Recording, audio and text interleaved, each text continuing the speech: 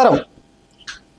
തങ്ങൾക്ക് ഇഷ്ടപ്പെട്ട രാഷ്ട്രീയ പാർട്ടിക്ക് അനുകൂലമായി നെറേറ്റീവുകൾ സൃഷ്ടിക്കാൻ കേരളത്തിലെ മാധ്യമ പ്രവർത്തകർക്ക് പ്രത്യേക ഒരു കഴിവുണ്ട്. ഇന്ന് വളരെ അത്ഭുതത്തോടു കൂടിയാണ് ഞാനൊരു കാഴ്ച കണ്ടത്. മാതൃഭൂമി ന്യൂസിലെ ചർച്ച കാണുകയായിരുന്നു. ആങ്കറായിട്ടിരിക്കുന്നത് അഭിലാഷാണ്. അഭിലാഷ് വലിയൊരു നുണ പറഞ്ഞു.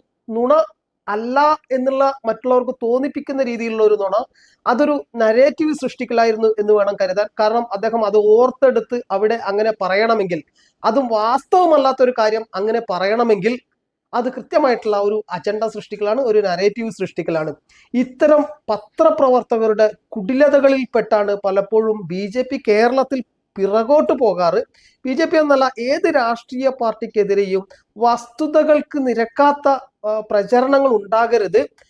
നമ്മുടെ ബഹുമാനനായിട്ടുള്ള VD സതീശൻ മുഖ്യമന്ത്രി തന്നെ പറഞ്ഞു, നിങ്ങൾ വാർത്തകൾ ഉണ്ടാക്കിക്കോളൂ, പക്ഷെ ആകാശത്ത് നിന്ന് വാർത്തകൾ ഉണ്ടാക്കരുതെന്ന്.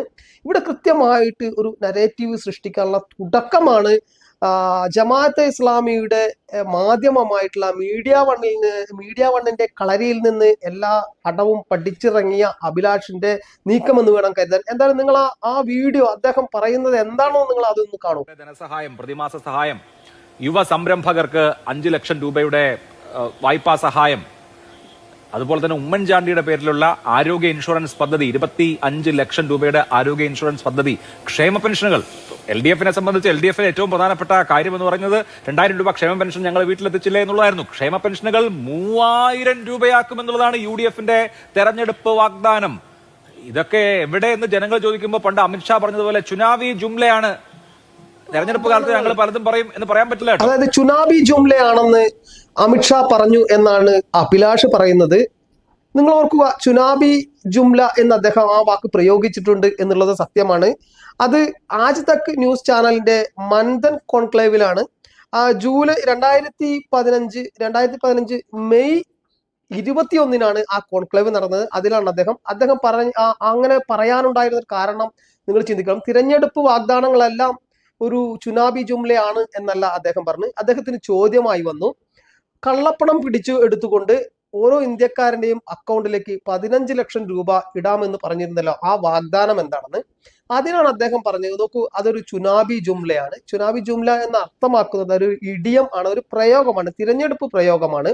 അതായത് വിദേശങ്ങളിലുള്ള കള്ളപ്പണം എടുത്ത് നമ്മൾ പിടിച്ചു കൊണ്ടുവരികയാണെങ്കിൽ, അവരിൽ നിന്ന് ആ കള്ളപ്പണം അവിടെ നിക്ഷേപിച്ചവരിൽ നിന്നും അത് പിടിച്ചെടുത്ത് കൊണ്ടുവരികയാണെങ്കിൽ ഓരോ ഇന്ത്യക്കാരന്റെയും അക്കൗണ്ടിലേക്ക് 15 ലക്ഷം രൂപ വീതം ഇടുവാനുള്ള അത്രയും തുക വിദേശങ്ങളിൽ ഉണ്ട് എന്നാണ് അദ്ദേഹം പറഞ്ഞത്.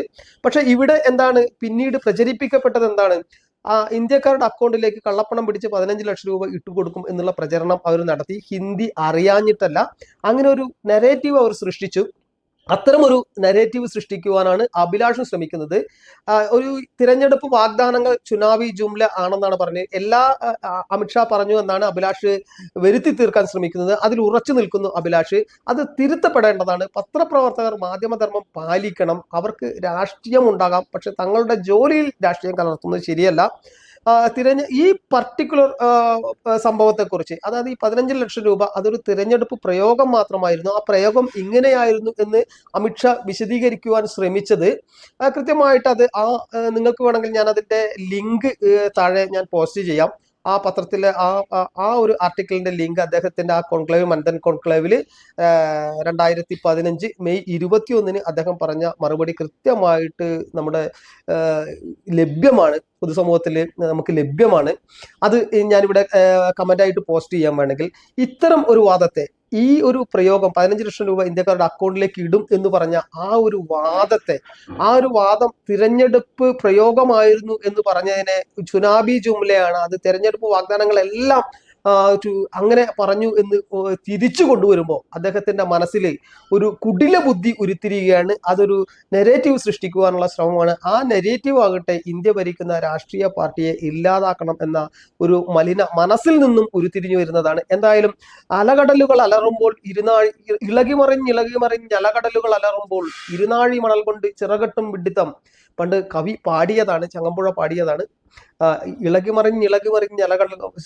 വയലാർ പാടിയതാണ്.